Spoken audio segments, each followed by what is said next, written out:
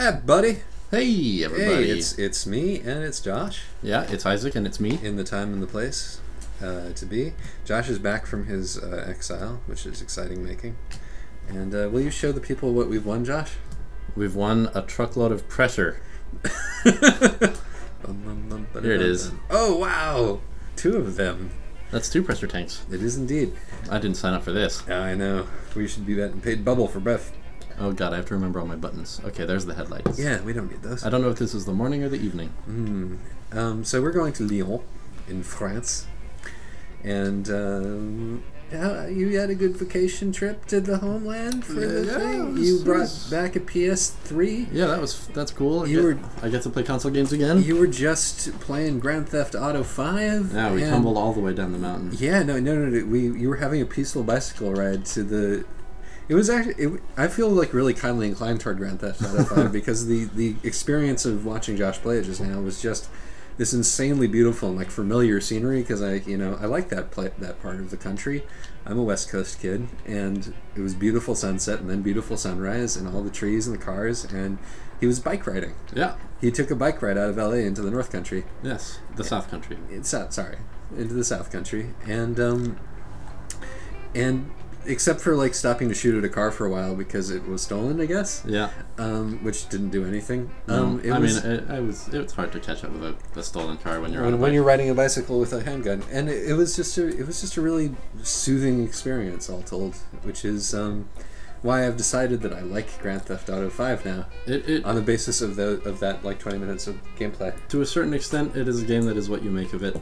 It's as Lee Alexander put it in full sincerity. Only with interactive entertainment do we look in a mirror or something like that. This is why we video gaming. I know, and it was so peaceful and charming. Yes. Just like me. I am the most peaceful and charming. It's true. It's true. This is why you like games like Journey. Yeah. I was really rude about Journey last night. Speaking of games that Josh made me play Journey, and I decided that I was just going to walk straight toward Mount Vagina without jumping or doing anything else because I was frustrated with the idea that I had to explore things and like experience a sense of wonder and be in community with strangers. Nah. I finished it out for you, and I had a wonderful journey. That's awesome. I got my sweet white robe. Now everyone who sees me knows that I play the game too much. That means that I played it like 4 times, and I found all the subtly hidden, the vaguely hidden pickups. Must there be status even within this peaceful, vaguely Orientalist bullshit ruin environment? Yes. That is a tragedy. What happened to the mirror, Josh? Well, I don't want to be seen in the mirror. Well, it's neat because it creates different...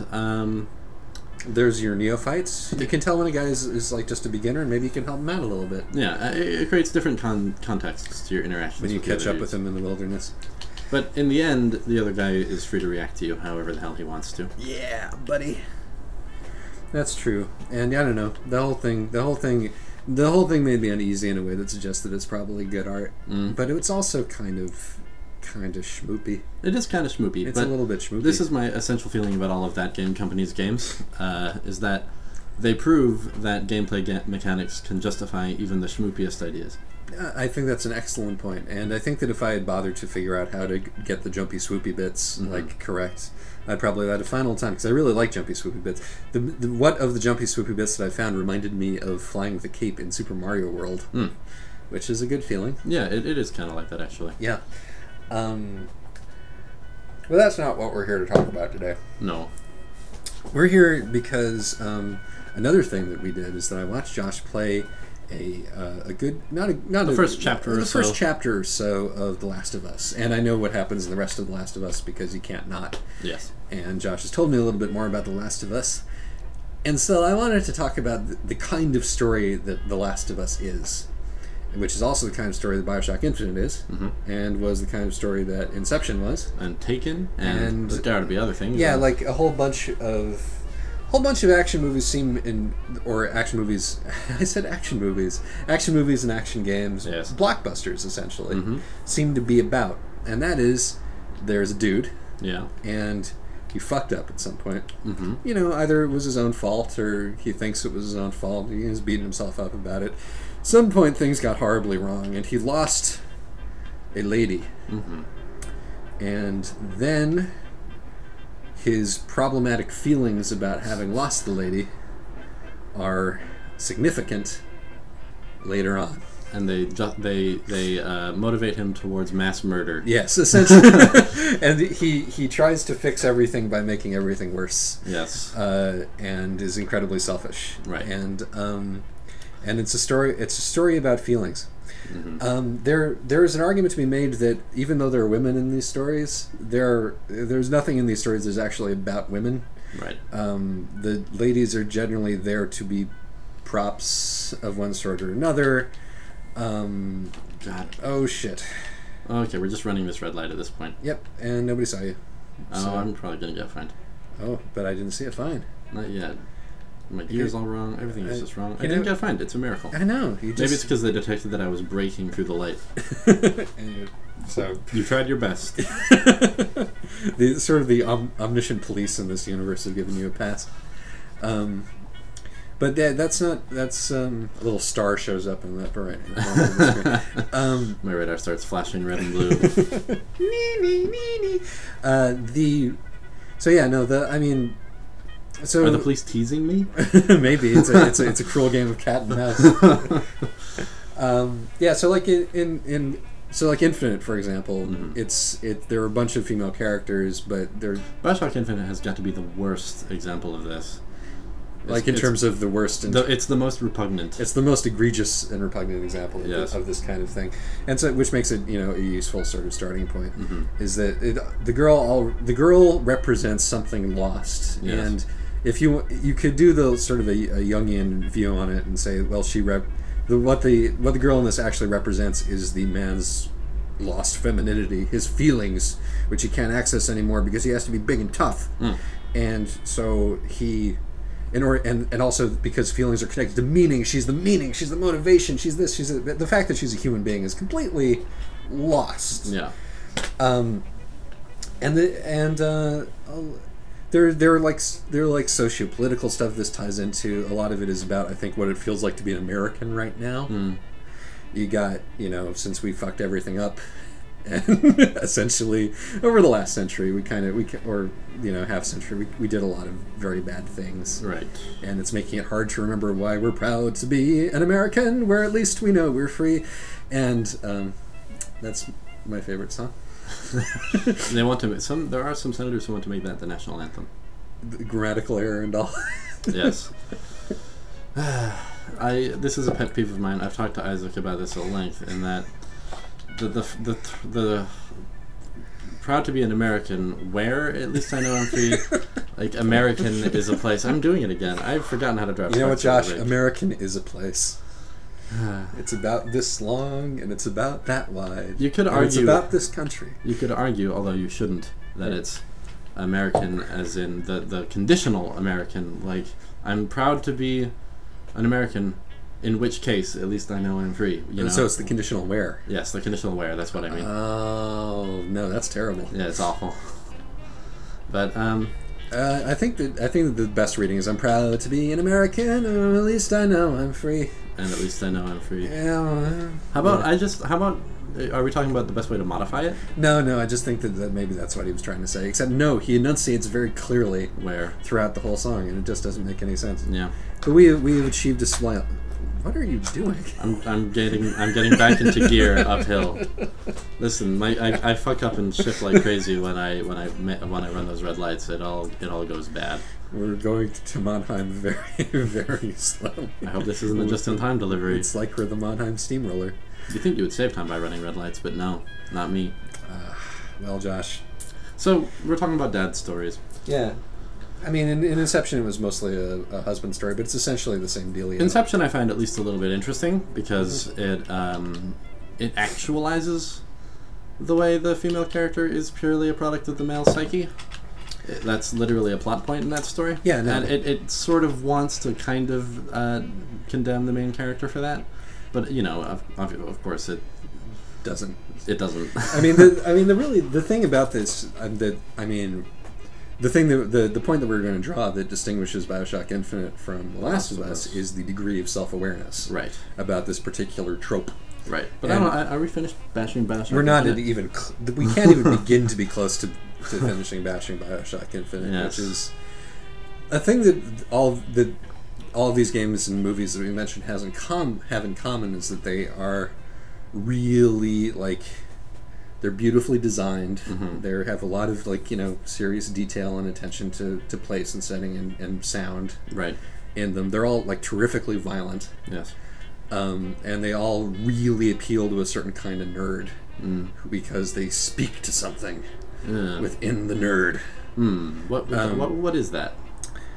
I think that it is a desire to have one's own. Well, I mean, I think these stories are, in a certain level, about the struggle that men have having feelings, and I think that if your feelings get touched by this game, that makes you like the game because it's telling you that your feelings are very important. Do you think anyone's feelings are touched by the Elizabeth thing in Bioshock Infinite, though? I feel like people are more touched by the big Bioshock metaverse at the end and just the way that appeals to their nerd. That's but she kind of is that in a sort of a way. I mean, it's a weird temporal, and this is the same thing with Inception. It's like, oh wow, the plot is all, so but at the center Inception of it, is much better at that. Yeah, no, and if this is going to be where I have to keep defending Inception because it's better than Bioshock Infinite. I'm only bringing up how much better Inception is.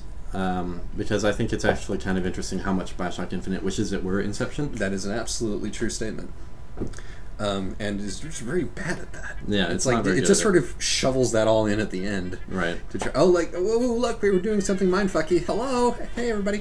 Like before the ending, all the universe hopping feels astonishingly out of place. Yeah, right? No, it's just like, where is this coming from? Yeah. But that's a good point. There's enough and this is a thing. I want to bring Utena into this too because I think there's actually a degree of this in Utena, particularly in the Utena movie and Dios and looking for his keys. There's a level on which I think that one of the reasons that it speaks to the nerd soul is that there is this core of feeling, but it's covered in all of this obfuscation and all of these sort of super brainy dimension hopping or narrative puzzle box kind of stuff, which is okay, we can feel okay about this because it's super deep and difficult and interesting and cool. It's none of those things, but in Bioshock Infinite's case, but it gives the impression of having that kind of philosophical weight about it, right? And so the basic story that it tells, which is a kind of nihilistic story, is sort of overlooked in all of the obfuscation. Yes.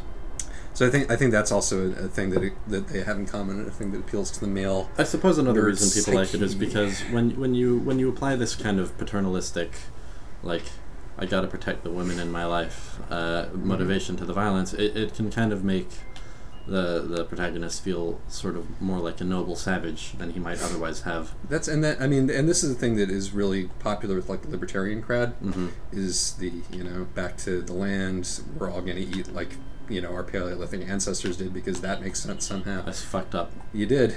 I fucked up. You want to go into reverse and try that shiz again? Yes. The video keeps stopping. I noticed that. I'm a little concerned about that, frankly. It is a little bit. It's probably going to be a tiny bit irritating on the video feed, but I don't think it's gonna. Oh God. What are you doing? What are you running over, dude? Oh. That's what happened. Okay, time to go forwards. Into the woods. I've been playing GTA. Oh, lordy. I hope this is an error that we can recover from. Oh, I'm sure it is. We're fine. That car is just being nope, I don't want nothing to do with it. Well, anyway. Am I hitting an invisible wall here or something? I hope not. I'll be fine. Yeah, you just gotta revoice. I think my engine stopped. Son of a bitch. What's happening?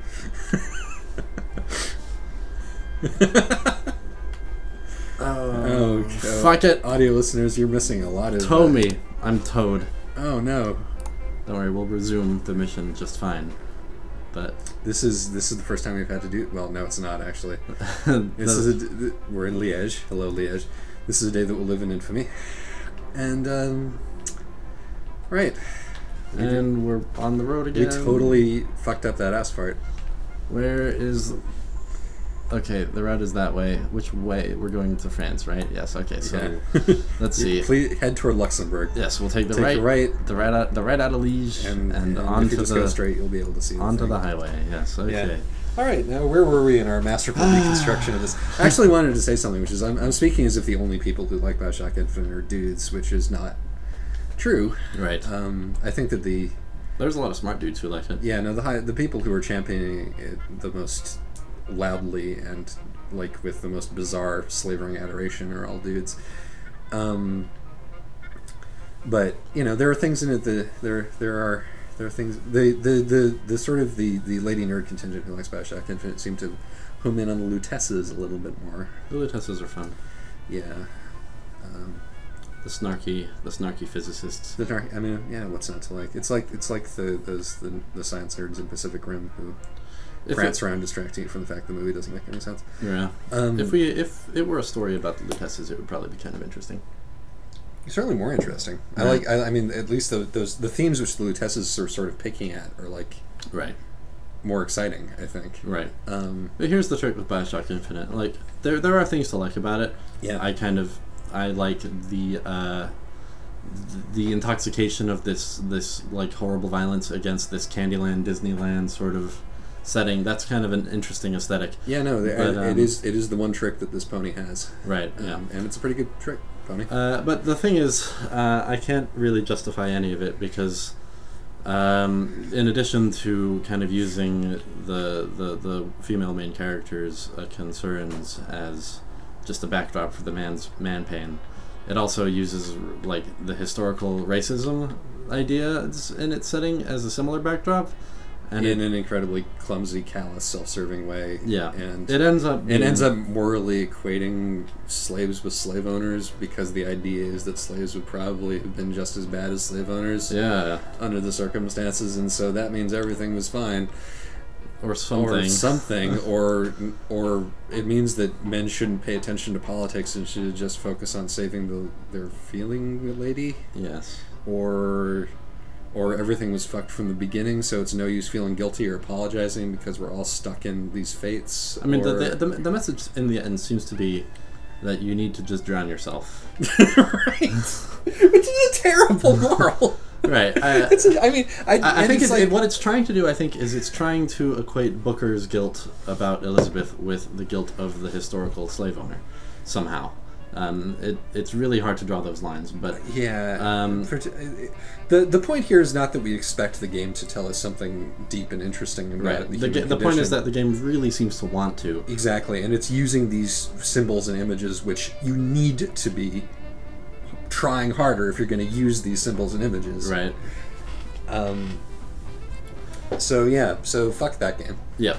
Basically, no matter how fun the swoopy parts are. But The Last of Us. Yeah. The Last of Us is pretty cool. You seemed pretty impatient with it last night. I was, but I've had a chance to think on it a little bit more. Mm-hmm. And I mean, I think that part of the reason that I'm impatient about it is just that I have soured on this genre completely. Okay. And it also seems like overly cinematic to me. Like I kept complaining about the camera. There is the way that I kept really being distracted by this documentary filmmaker that was following everybody around. There is a discussion to be had on whether or not cinematic tropes have any place in video games. Maybe we should save that for later. Yeah, I mean, in short, I think they do have a place, but I found it like irritatingly distracting in this instance. Interesting. I really liked the effects that you were honing in on, like the kind of the pollinated lens flare on the camera when you saw the sun from the inside of a building. To me, that's a substitute for things like oh my god, this is bad. Okay, there we go. It's a substitute for things like kind of a sense of smell, the weight of the air. Sure. I don't mind that specific thing. It's when like stuff gets on the camera, right? That I'm like, okay, that means there's a physical object. Who am I? What am I looking at? Even in that instance I'm talking about with the lens flare, you can see dust particles on the camera. It's a little bit weird for me, but that's a quibble. Yes, that's a quibble. Okay. I think that you know. So, and the question that arises from that quibble is, okay, so why is this a game and not a movie? Yeah. And I think that you were telling me about some of the things that where it's playing with its game-like elements. Right. It borrows a few tricks from the bag of tricks kind of pioneered in the mainstream by Spec Ops: The Line. It plays a lot with the idea that the solutions to the problems that you're encountering don't come from you, the player, or even from the developers necessarily, as much as they come from the main character that you're playing as. In Spec Ops: The Line, this is like the main idea in the game essentially, and that game uses it probably even more elegantly than The Last of Us does. I'll be honest, The Last of Us is kind of a pale imitation in this regard, but. In that game, it ends up being a commentary not only on video game tropes and the way the violence of video games comes from your psychotic main character, but also military mission creep. It comments on that and what that means in the context of American foreign policy. And that's a really cool game. But no, The Last of Us uses it to a slightly different end, which is to sort of deconstruct this heroic dad trope.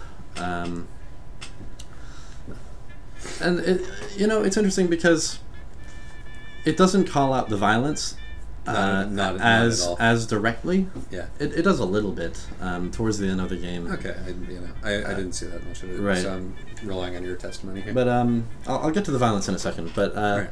It does call out Joel on some things which seem the hero of this game. Yes, Joel is the main character in the game, and the other main character is Ellie, who's actually a very good character, and I'll get to that later. True. But it calls out Joel on the ways he tends to solve the navigation puzzles, weirdly enough. There are basically 2 or 3 ways you solve the navigation puzzles. One of them is... Yeah, there's 3. One of them is get the ladder or the plank to get up the wall or across the gap.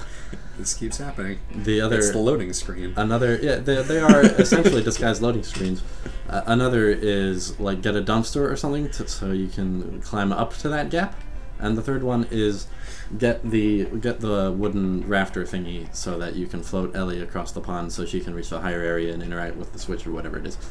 And these are pretty innocuous time killing exercises. You press triangle to do them. Right. Yeah. But the funny thing is that the game sort of starts to question whether or not this is really the only way Joel could have done this. There in one particular moment, you're trying to move a dumpster up to a gate so you can climb over that gate, but the dumpster slides down the steep hill between you and the gate and just bashes the thing open. And Joel says, "Oh, that's not what I had in mind, but it'll do." And it's a curious little moment because,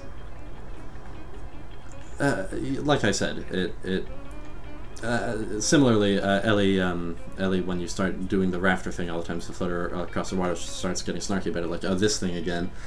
Right. All right, I get it. Yeah, I'll hop on. So this kind of links up with the way Joel keeps reminding every female character in the game to be careful. Like, don't hurt yourself. Just like climb over that gate and get the thing out of there, and don't do anything else. And like, he kind of mansplains all the damn time, and he takes charge on. And his bag of tricks is actually quite limited. It is indeed. He has the brick or the bottle. Right. And I think this does. It doesn't link it directly to the violence, but I think it does lead you down a path of questioning, which intentionally kind of takes you to the way that Joel is such a violent individual. Right. There's an element of this game where it's like I'm gonna say this is present. Mm-hmm. It may be too subtle. Mm-hmm. And the way in which it could be too subtle is it can be it can be mistaken for something else, right? So, like, another instance of this happening is the first time that you go into, like, in basically the tutorial chapter, you go into a combat area. Yes. And it's an area full of waist-high walls. Yes, it's conveniently spaced in a circular arena. It's an incredible sense of discontinuity in the environment. Like, right. you're walking through this extremely entirely natural so far, and then suddenly you're walking into this, a fighting game stage. Yes. Or like an FPS stage, and Joel goes, "Here we go. Here we go." So, like, this could be generic snark, right? And it could be also kind of reflexive meta commentary. I'm sorry for doing the boring thing, but it's okay because I'm lampshading it, right? Kind of thing. Which, I mean, in a lesser game, in a game that did not have the conceits that this game had, it might be. And so I feel like you could dismiss it as that, right? Which would be annoying. But this game is clearly doing something else, right? And it has so much. And what it's doing is so challenging, and that it forces you to say, well, okay, what's this actually about? And I think that you're getting to what it was about, particularly as and it sort of comes to fruition in the last part of the game, based on what you were telling me. Yeah, in the penultimate chapter, you play as Ellie for the first time, and actually Joel is incapacitated while you play as Ellie in this instance, but you do meet another guy who leads you around. And there's a small combat section where he's kind of echoing Joel in that he's asking you to give up your gun, and he's asking you to, like, go do this, and he's reminding you to be careful all the time. But in this case, Ellie actually succeeds in telling him, I can fucking handle myself. All right. And this kind of gives you your first taste of what it's like to be Ellie in this situation. But it's not the first time the game actually kind of made you look at this. In the prologue to the game, you play as Joel's daughter. Right. And in that situation, it's a bit more natural and expected because you're his daughter and society hasn't fallen apart yet.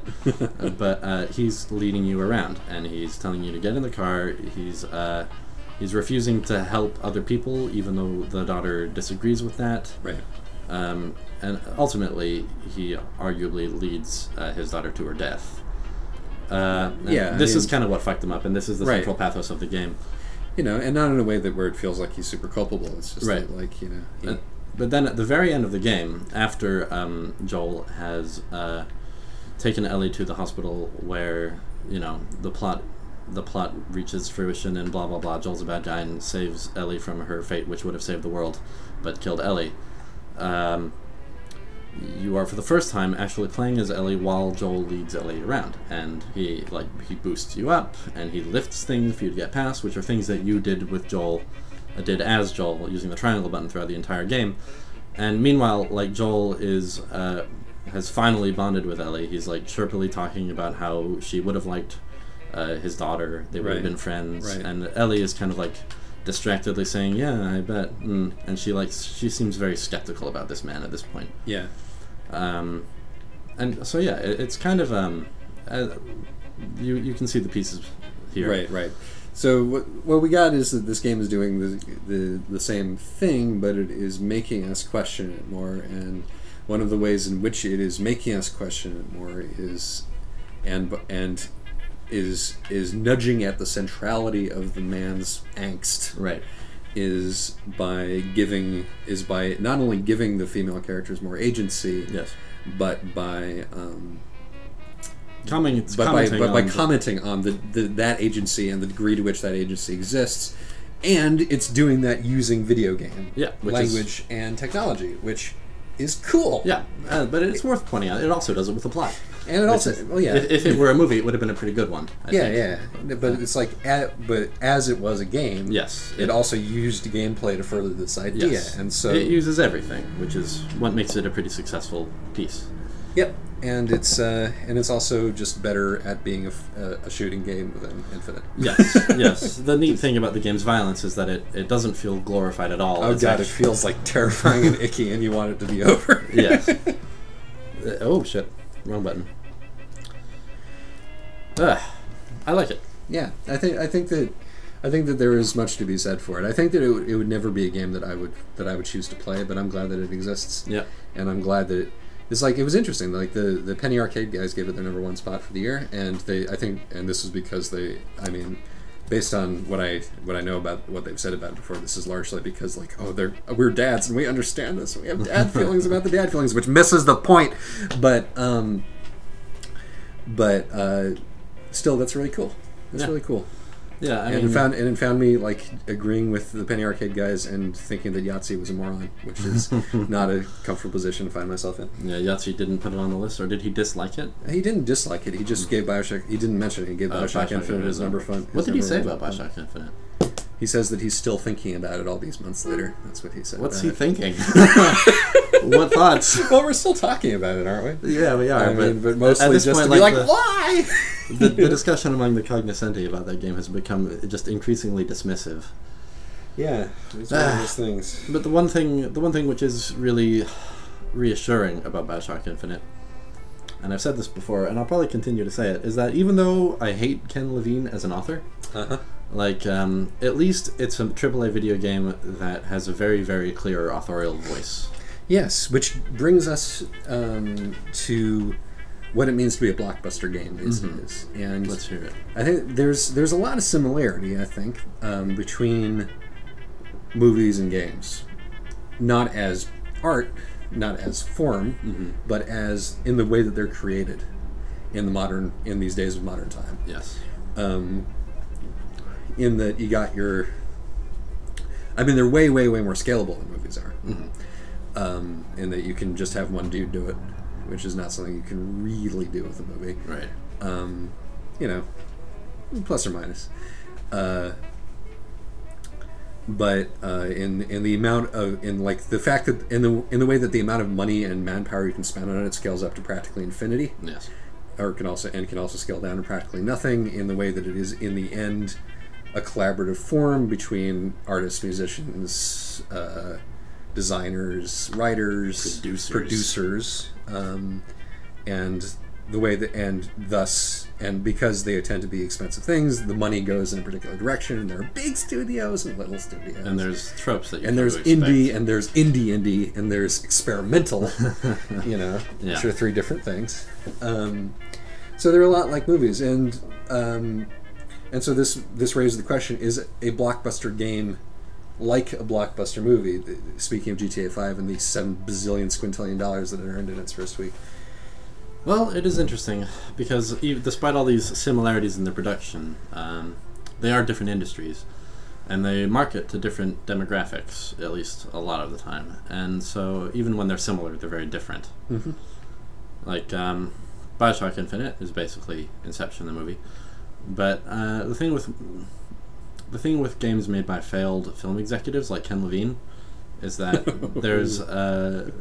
there's some very clear reasons why that wouldn't have flown in Hollywood, because Hollywood is a little bit smarter, right? In a lot of ways. Somebody at some point in the like bazillion dollars being thrown at that movie, and like, let's talk about all this racial imagery, shall we? Yes. You know, we focus group this, and people are a little uncomfortable. You know.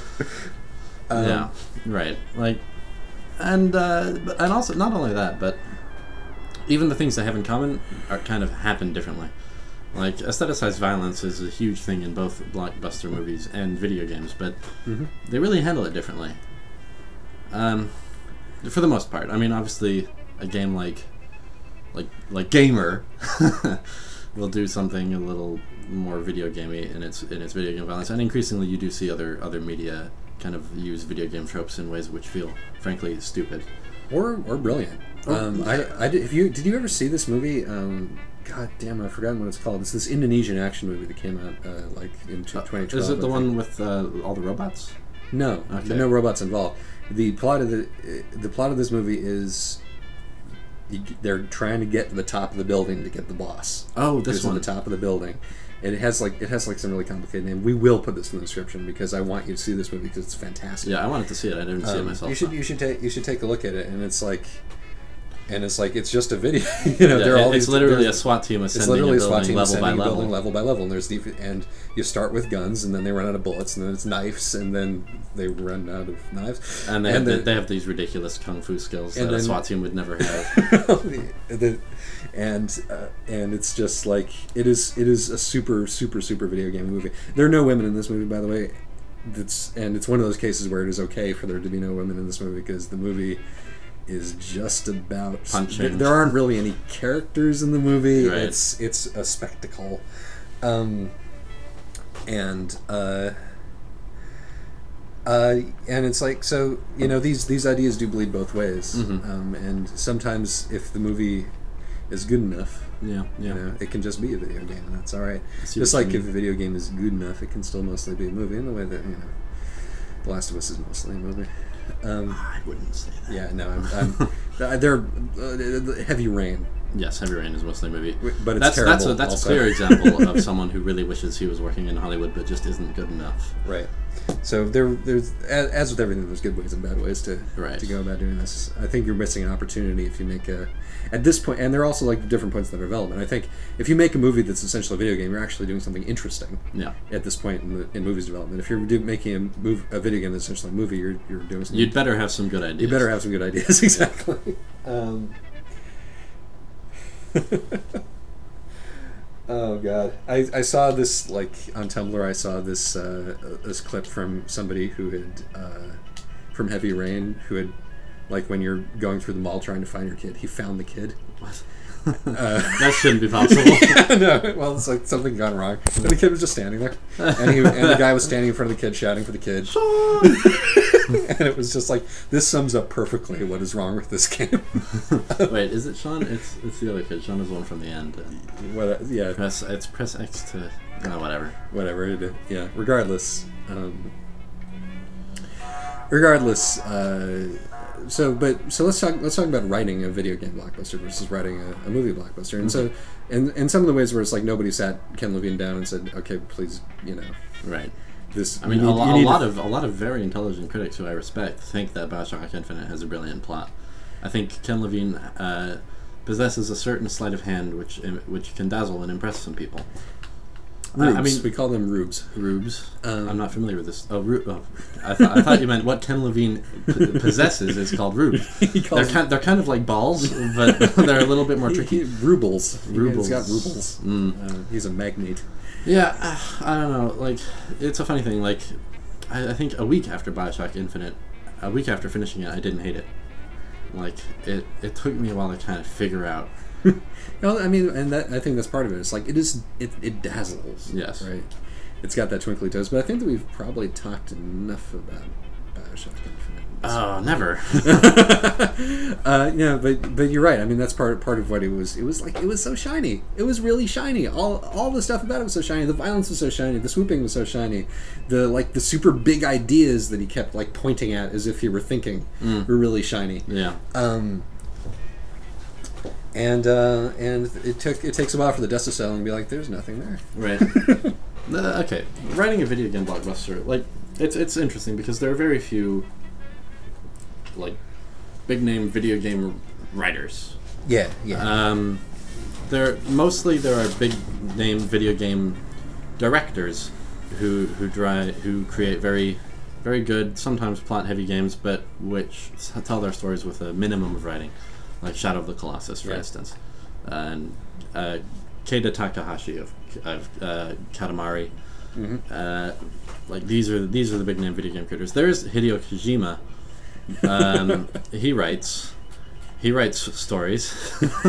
He makes anime. Yes, he makes anime. He's definitely part of that particular tradition. Hideo Kojima writes stories, and he certainly has a style. And there's, you know, I don't want to get too much on a tangent about Hideo Kojima, but suffice it to say, his stories, while structurally problematic, are certainly memorable. Yeah. Well, I think that is that's one of the things about the difference in the gatekeeping system now, is that weirder shit makes it into the mainstream from video games. Yeah. I think just still, and I think that there is a proud tradition of weird shit making into the mainstream of video games. That's true, and it's a cool thing. particularly, I mean, back in the day, it wasn't a thing because video games never really made it into the mainstream, except in their sort of in their barest aesthetics, Mario, Pac-Man, you know, you know, kind of things. Like the stories of video games certainly weren't something that people could talk about. Right, but the aesthetics of those old games were weird, regardless. Yeah, no. It's like, I mean, Pac-Man, it's weird. Super weird. Even Super Mario Brothers is kind of weird. Sup, Pac-Man. Yeah, even Super Mario Brothers is kind of weird. And I mean, the weirdness of that aesthetic was, of course, born out from technical limitations, which is cool. Yeah. But yeah, no, it's like... I mean, in a way, that's kind of our heritage. It might have been technical limitations at the time, but now it's just our language. Yes. Yeah. Which is a really cool thing. It is. And the other side of it is that, you know, indie games, which are an old thing, are kind of designed by just the dudes hanging out in their rooms coding, and I guess you can... There's a certain... When it's a less social activity creating what you're creating, maybe a certain cabin fever sets in, and you make these weird games about mowing the lawn. Hover bother. Yes. Hover bother. To quote my favorite man in the entire world, who I just want to put in my pocket. And, you should all go watch legally, if possible. If you're in America, go to town. Charlie Brooker. There's no way you can acquire it legally. Charlie Brooker did a program, like a 1.5-hour special called "How Video Games Changed the World," and super worth watching. Yeah, it's very fun. He's basically explaining to the BBC audience why video games are interesting, while also being sort of interesting to listen to as a gamer, because it's like, what game is he going to mention next? He does it as a chronological list of games which he feels are the most influential, and for the most part, I quite like that list. Yeah, no, it's a good list. Yeah. Full of cool stuff. And good and bad games, you know, that were influential. And Charlie Brooker, you know, he's fighting the good fight. He's championing video games in an audience which is, you know, tends to be kind of skeptical of him. Yeah, no, Charlie Brooker is he's not the coolest person in the entire universe, but he's still pretty great. I don't know why I felt the need to... Who's the coolest person in the entire universe? Dan. Dan? Yeah, Clever Dan. Clever Dan? Yeah, no, he's pretty cool. Who? You know, Dan. Dan from the shop. Dan from down the street, you know. He has the stuff, he like, with the, you know, the tubes. Are you fucking with me? Yes. Okay. Dan with the tubes from down the street. How could I forget Clever Dan with the tubes? Down the street. Always with the tubes. Oh, that shoe just hung in the air, like, gloriously, like Michael Jordan. It's just sick what kind of air that shoe was getting. Where were we? I for some reason felt the need to I was talking about video game writers. To back off my love of Charlie Brooker, which I don't really need to do. I mean, he's a cynical asshole, but so am I. Anyway, and he does, as you say. I was talking about video game writers. Yes, sorry. The most noteworthy video game writer who's like, that's actually their job that I can think of is Rihanna Pratchett. And she does an okay job. I mean, she wrote Mirror's Edge, which had a lousy story. Oh, fuck. Dijon! Shit. This has been a very bad driving day for you. It's been a while, man. You're in GTA mode where you can just sort of... Like, there's a lot of quirks to driving a truck off-road your shit into the... Are easy to forget. Yeah. Well, I mean, I'm one to talk, clearly. But... Okay, Rihanna Pratchett. Yeah, she wrote Mirror's Edge, which had a crappy story, but at least it had some good ideas.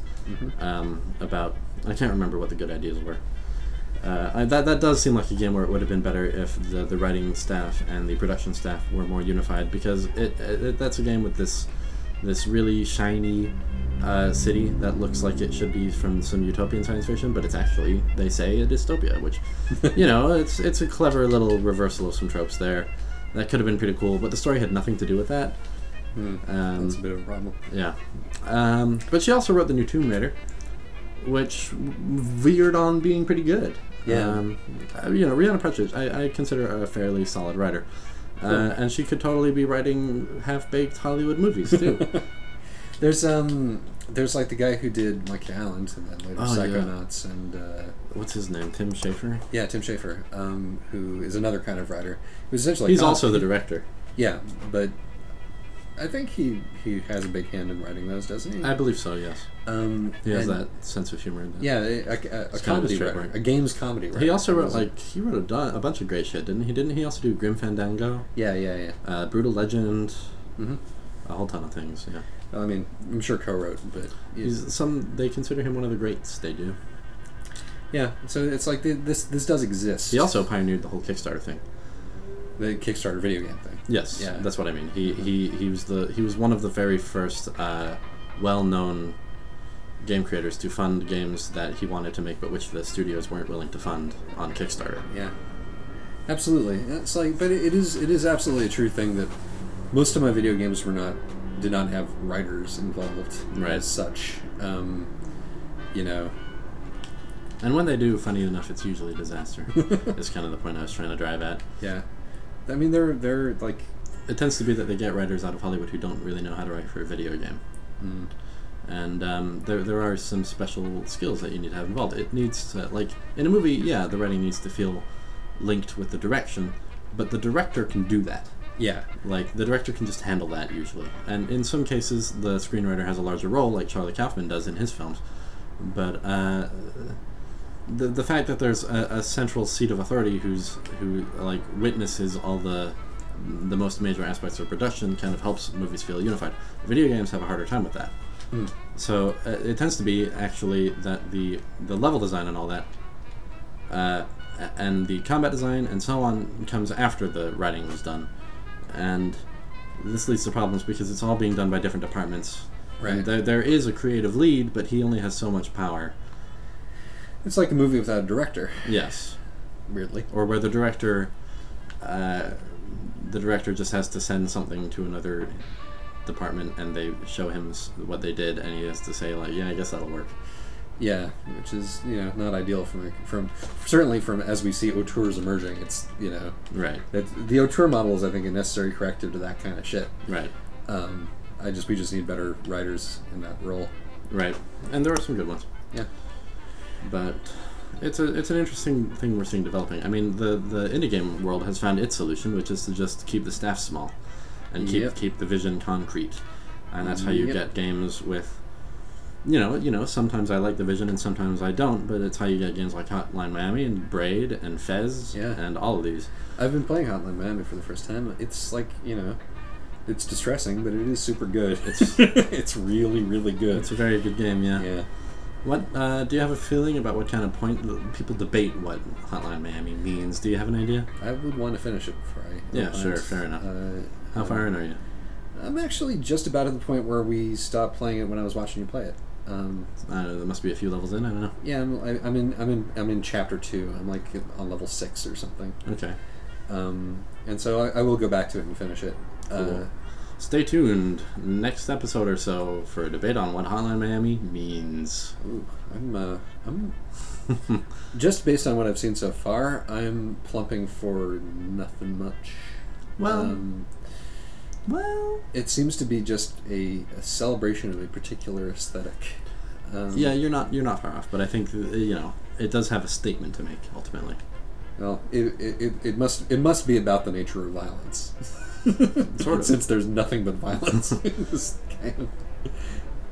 And violence and people talking about violence. You want to just hear my interpretation? Yeah, no, we should We'll save it. We should save it. It'll be more interesting to save it, yes. Oh shit, we're gonna be late. It's probably because I had to be towed. Yep. Well, sometimes we suck. Sometimes we duck. We're getting pretty close at least. Yeah, pretty close. What else, man? Man, we don't have time to talk about the other thing we wanted to talk about. I think we'll have to save that for another one. I think you are absolutely correct. So that means we have to bullshit something else out right now. Hooray! That's my favorite thing. Yeah, take the wheel. It's on cruise control, so you don't have to touch anything. I just want to drink my beer. Oh, all right.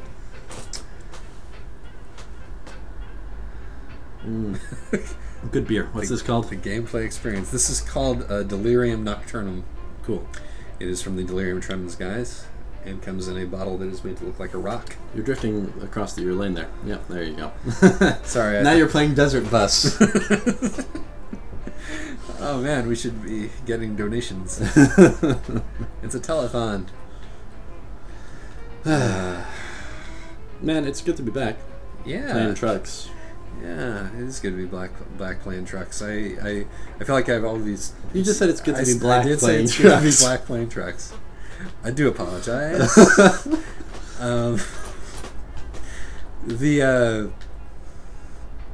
Yeah, no. I kind of felt like all pent up with my trucks while you were gone, Josh. Aw. Did you consider buying the game yourself? No. I don't even think I could run this. No, probably not. We're not even running it on high, believe it or not. Hey, we could talk about the question that Kate Plus gave us, that we don't really have enough room and that we don't really have enough to say about to even. What was that? Oh yeah. Yeah, it was a bit. It was XCOM versus Fire Emblem. XCOM versus Fire Emblem. This is a question that we got, which I mean, we appreciate all questions, and I want you to continue sending in questions. This question happened to be about a game that one of us has played versus a game that neither of us has played.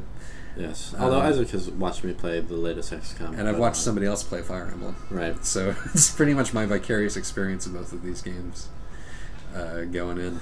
And I've just never played Fire Emblem, straight up. Yeah. I have outside opinions on it, but I wouldn't really want to get into that shit. Yeah. At this point. Yeah, no, my answer to this question is that Final Fantasy Tactics is good. I really like XCOM.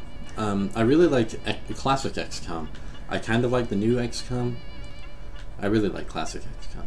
Here's a point we can raise from this, though. Oh, let's raise a point. The difference between highly abstract game rules and highly simulation-oriented game rules.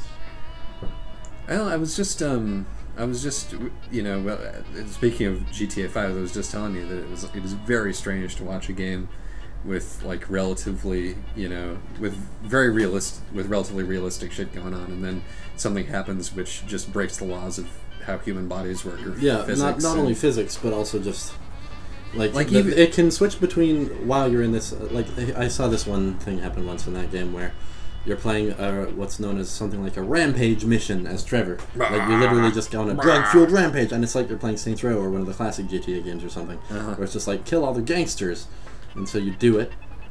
And like, you know, your screen and is... now I am back on the street. Listen, your screen is like hyper-saturated. It's playing Rampage music at you. What's Rampage music? And you do it. And then as soon as you finish it, like, the gangsters just suddenly stop coming, the screen returns to normal, and a silence falls. Like, the only sounds are like distant car engines, and like the radio half muffled by one of the now empty cars that the gangsters drove up in. Oh shit! Oh no! Just hold L2. Okay. That one. This one. Yes. Hold that and start shifting down. Yeah. Using the other one. L1. Okay, you've turned on your. Okay. Well, you didn't crash. Exactly. One day you'll. What is even the windshield wiper button? It's probably a circle. I figured it out. It was circle. Sorry. No problem. I panicked. I just wanted to drink my beer. There's more beer. There's more beer to be had. Yeah. I just didn't want to crash us into the thing you do. Yeah. That's all. But no, what I'm driving at here is the toll booth. I'm not going to talk about Fire Emblem, but I am going to talk about old XCOM versus new XCOM. Old XCOM was a simulator. Old XCOM had basically two components to it, the geoscape and the battlescape. And the idea with the geoscape is that you're playing against this alien artificial intelligence who has a bunch of ships at his command that go on missions, and when those missions are successful, they feed his resource pool to some extent, and like depending on where your satellites are, you can intercept those missions and fail or succeed in interrupting them. Yep. Whereas in the new XCOM, this is all just reduced to dice rolls. It's basically made into a board game. Right. Like whether or not a UFO shows up in your satellite range does not have to do with whether or not a UFO actually flies through your satellite range. It just has to do with whether or not the game decides it happens at that moment. And the funny thing is that it didn't even capture all of the aspects. Like if you refuse to shoot down a UFO in the new XCOM, it doesn't do anything. No, I'm sorry. If you refuse to shoot down a UFO in the new XCOM, it will interrupt one of your satellites. it'll destroy one of your satellites and you'll have to repair it. But if you try to shoot down one of the UFOs and fail, that UFO won't do anything. Right. It'll just have been like, well, you tried, and so as a consolation prize, it won't hinder you in any way. And one could say that this that making these sacrifices, because I think that making these changes does negatively impact one's maybe immersion, or one's feeling that the game he's playing is a complicated machine. Like some intrigue is lost. Right. You could say though that the benefit is like maybe you'll make the game better balanced, or maybe the pace will be improved. Yeah. The funny thing is that in this case it really isn't though. Yeah. No, absolutely not. Yeah.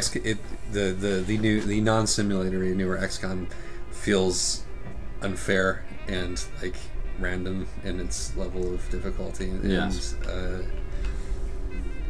I mean, sometimes the old one did too, but you at least had the consolation of knowing that it was random. Yeah. Right, like nothing is gained by designing, and really the weaknesses are retained is kind of the problem here. Yeah. And you know they both have the same problem, that the end game is too easy. Is a funny thing, but it happens in very different ways. In the new XCOM, it's just because the aliens they stop using cover, and it becomes a pure DPS race that you're always going to win. Right. Whereas in the old XCOM, it's because all of your soldiers have psychic powers, which can work anywhere on the map, and you never even have to leave the Sky Ranger. You can just annihilate all the aliens without putting yourself at any risk. This was the tactics problem. It's like when you can blow up everything at height 5, then you're pretty much done. Nowadays we have something called Open XCOM, which makes, among other like accessibility changes to the interface, it optionally removes your soldiers' psychic powers, which maintains the fun of that game, and I highly recommend it. Open XCOM. You can just go buy the original XCOM from Steam and download Open XCOM, and suddenly you have a very modern feeling game, which is still probably one of the best turn-based tactical simulations available. Yeah.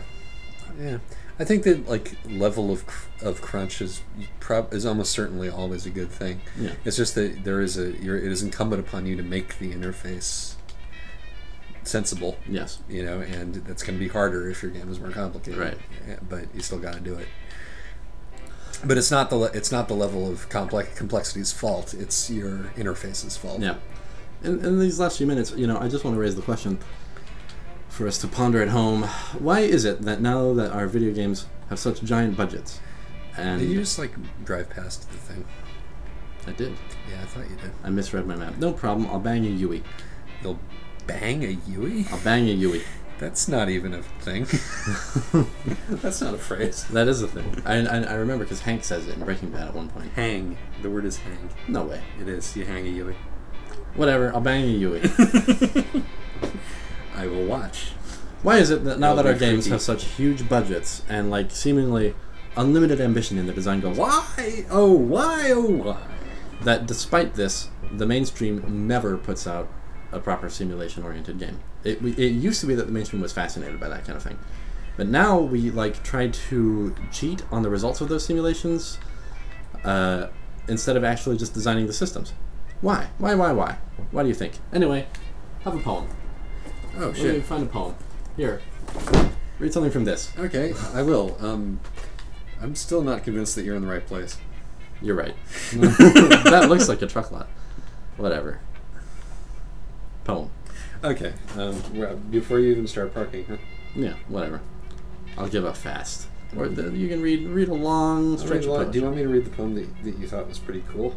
The one that I thought was pretty interesting. Sure. You mean that? I wouldn't call it cool, but yeah, let's go for it. All right. Trigger warning. We're going to talk. This is a poem about 9/11 by Ben Lerner, who wrote the book that we talked about at length the other day. Oh my god, I'm in a bad way here. Holy shit! How have you managed this? I turned too tight. That's what happened. Okay, we're fine. All right. Cool. It is difficult to differentiate between the collapse of the towers and the image of the towers collapsing. The influence of images is often stronger than the influence of events, as the film of Pollock painting is more influential than Pollock's paintings. Influential, I said. But as it... Oh, shit. Yeah, you don't question yourself while giving a reading. I made a mistake. But as it is repeated, the power of an image diminishes, producing anxiety and a symbolic reinvestment. The image may then be assigned value where there is none. I don't have to go through there, do I? I hope so. Can an image be heroic? No. You're so amused by your own reading now. This is the best reading you've ever given. But an image may proclaim its distance from the event it ostensibly depicts. I think I did have to go through there. That is, it may declare itself its own event, and thereby ban all further investment. I don't give a shit anymore. The critic watches the image of the towers collapsing. She remembers less and less about the towers collapsing each time she watches the image of the towers collapsing. The critic feels guilty viewing the image like a work of art, but guilt here stems from an error of cognition, as the critic fails to distinguish between an event and the event of the event's image. The image of the towers collapsing is a work of art, and, like all works of art, may be rejected for soiling that which it ostensibly depicts. As a general rule, if representation of the towers collapsing may be repeated, it is unrealistic. Formalism is the belief that the eye does violence to the object it apprehends. All formalisms are therefore sad. A negative formalism acknowledges the violence intrinsic to its method. Formalism is therefore a practice. Holy shit.